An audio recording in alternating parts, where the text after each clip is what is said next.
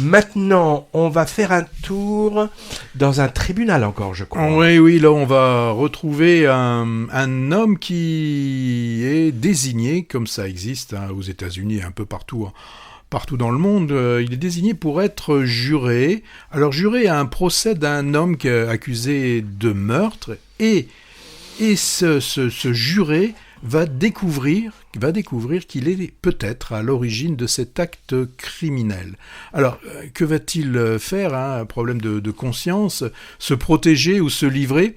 Voilà le résumé, le pitch du dernier film de Clint Eastwood, réalisateur, j'ai été regarder, qui est quasiment rendu à 45 films depuis Un frisson dans la nuit, des choses comme ça. Et aussi, même l'inspecteur Harry, il a fait le numéro 3 ou 4 d'inspecteur Harry. Et sans compter les films où il est devant la caméra. D'ailleurs, dans ces films, il est souvent devant et derrière, mais pas celui-là. Non, pas celui-là. Alors, je ne sais pas si vous vous souvenez, mais dans les années 60, un film avec un sujet similaire avait été tourné. C'était tourné par George Lautner. Et le film, c'était Le 7e juré. Ah ouais. Film dans lequel on retrouvait, je m'en souviens, Bernard Blier, qui, ayant tué sa femme, se retrouvait juré du procès où forcément c'est un innocent qui est accusé. Alors, aux États-Unis, on nous le rappelle bien dans le film, le verdict d'un juré populaire doit être donné à l'unanimité des jurés. Et là, dès que je rappelle ça, nous reviennent aussi des images d'un film en noir et blanc où on retrouvait Henry Fonda qui se battait pour que ce soit pas traité en quelques minutes le sort d'un jeune accusé peut-être innocent. C'était bien sûr 12 hommes en colère de Sidney Lumet qui avait été tourné lui un petit peu avant, en 1957. Mais revenons à ce deuxième juré, donc énième film de procès, alors avec les joutes musclées, un classique qu'on retrouve là, la procureure est une procureure, donc forcément à charge, et là un avocat commis d'office, et qui tous les deux, on les voit, tentent de convaincre un jury. D'ailleurs, il y a un montage qui est assez intéressant lors du moment des plaidoiries, c'est-à-dire qu'il y en a un qui dit, il y a une image qui dit oui, il est forcément coupable, l'autre il est forcément innocent. Donc on a vraiment juxtaposé, il s'est amusé à imbriquer les scènes plutôt que d'avoir les deux plaidoyers qui se suivent là. Il imbrique les plaidoyers, et c'est intéressant pour vraiment nous montrer deux positions complètement différentes, puisque le seul but du procureur comme de l'avocat, bien sûr, c'est pour l'un que l'accusé soit condamné, et pour l'autre qu'il soit innocenté. Alors, on entend, il y a que dans ces films-là, on l'entend plusieurs fois, les objections à votre honneur. Votre honneur, ça on l'entend en permanence. J'ai même vu, je crois qu'il y a des gens qui, ayant tellement vu de films de procès, lorsqu'ils se retrouvent dans un tribunal en France, en parlant au président, ils parlent de votre honneur, ce à quoi il répond, appelez-moi monsieur le président, ça suffit. Alors, on peut se poser la question de savoir qu'est-ce qui a poussé Clint Eastwood à nous refaire un film de procès. Est-ce pour renouveler un peu le genre? On peut dire que de ce côté-là, c'est d'une facture plutôt très, très classique. Mais ce qui a été intéressant dans le film, c'est qu'il pose quand même des questions. Il nous interroge aussi quand même sur ce système judiciaire où, c'est dit au début, il est parfois plus intéressant de plaider coupable et de trouver un arrangement plutôt que d'aller au procès. Même si un innocent sait qu'il est innocent, à la limite, si son dossier est vraiment mal foutu, mais il a peut-être intérêt à dire « je suis coupable », simplement dans un problème d'économie, de rentabilité de procès. Il nous montre aussi, ça c'est assez intéressant dans le film, c'est comment un juré doit juger, donner son avis uniquement sur des faits, et d'ailleurs ne pas chercher à poursuivre l'enquête s'il trouve qu'il y a quelque chose qui a été mal fait. C'est pas son rôle.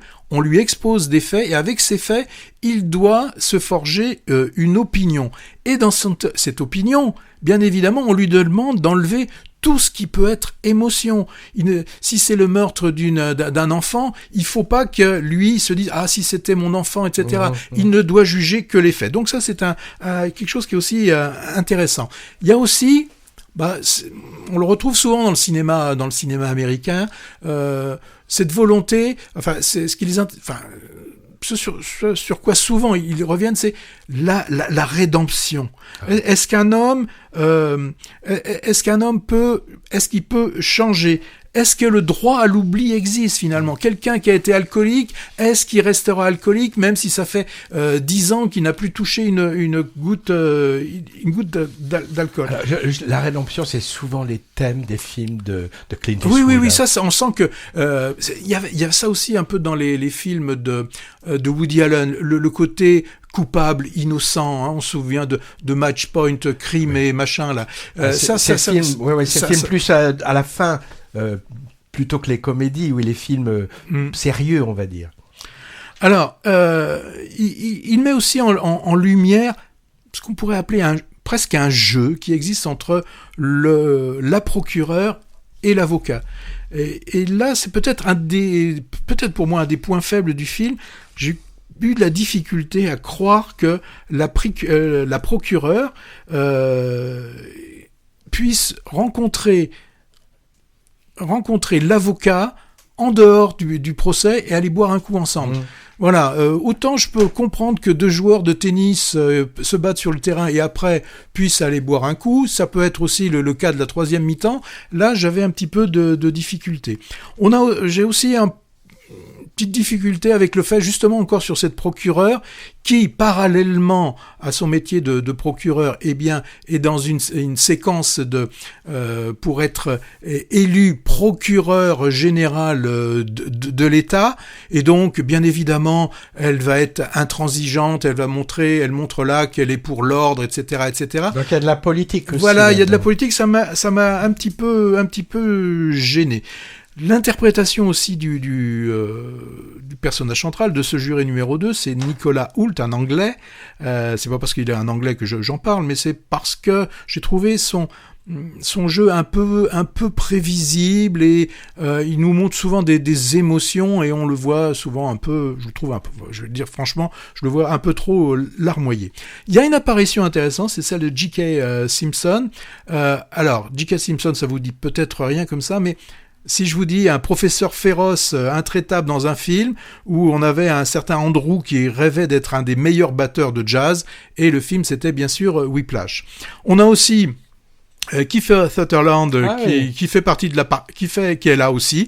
Il joue le rôle de l'avocat, mais l'avocat du juré, parce qu'à un moment donné le juré va voir son avocat pour lui demander conseil. En fait, le rôle de Sutherland sert simplement à expliquer un petit peu quelque chose. Donc il est très court, on a besoin de lui pendant 5 minutes. Voilà, donc j'ai trouvé ça un peu ridicule de faire venir... C'est le Kiefer Sutherland de 24 heures chrono? Oui, c'est lui, oui, c'est ça. Alors, je l'ai déjà dit, dans la forme, tout est très classique, photo, montage, son, tout est très très bien ficelé. Vous allez me dire, est-ce que c'est un problème? Bon, pour moi, non. Quand on a quand même une intrigue qui tient jusqu'au bout, on a des rebondissements vraiment auxquels on ne s'attend pas forcément. Ça nous change de tous ces scénarios où tout est attendu, prévisible et aussi inintéressant. Là, les presque 2 heures passent sans qu'à aucun moment... Et ça m'arrive, j'ai eu envie de regarder ma montre. Là, j'ai pas regardé ma montre. C'est bien. C'est bien, hein. Alors, c'est classique. Moi, du classique comme ça, j'en veux bien encore. Bon, Clint, encore un film? Encore un autre? Ça, on verra. Tu me donnes presque envie de le voir. Hein. Oui, non, moi je trouve que c'est un film intéressant à voir. Tant mieux si ce dernier opus du vieux Clint est regardable. S'il se termine comme ça... Bon. Enfin, je veux dire, pas que lui termine, mais s'il termine sa filmographie comme ça, moi je dirais que c'est bien. Le précédent de 2021, qui s'appelait Cry Macho, il faisait chant du cygne, mais rempli de couacs. Hein.